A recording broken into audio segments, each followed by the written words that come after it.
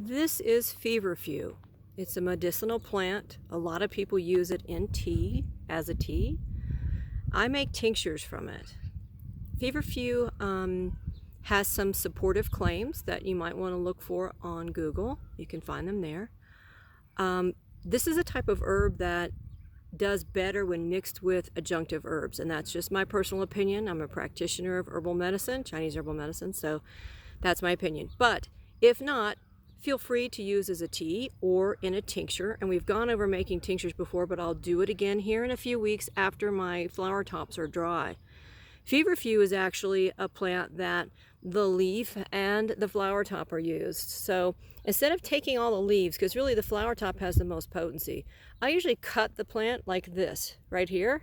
So I get a little bit of leaf, but mostly flower tops. And I'm getting ready to do it now because it's in full bloom. And as the next week and the next week comes, you're going to start to see some of the blooms dying back. It gets very hot, and you can tell the heat starts to get to the plant when you start seeing the bottom half of it look a little yellowy, kind of just worn. So I want them as fresh as possible. With flower tops, you want to think about oils. The more oils you can get, the better the function of the flower top, right? So we're going to cut all these today. I'm going to dry them on a screen mat, and I'll show you how to do that later. And then make tinctures from it. I may keep a little bit for tea, but overall tinctures. Now, Feverfew is not my favorite tasting, so for a tea, of course, I would mix it with other things like mint in order to get the flavor palatable for myself.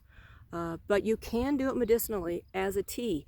Most of the time, people dry them. I know some people who crush them and use them fresh in teas. You're able to do whatever you like.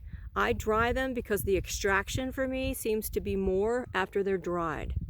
So I will show photos or video of drying them in a screen tray, and you can make screen trays just out of wood and a little bit of screen from a window screen.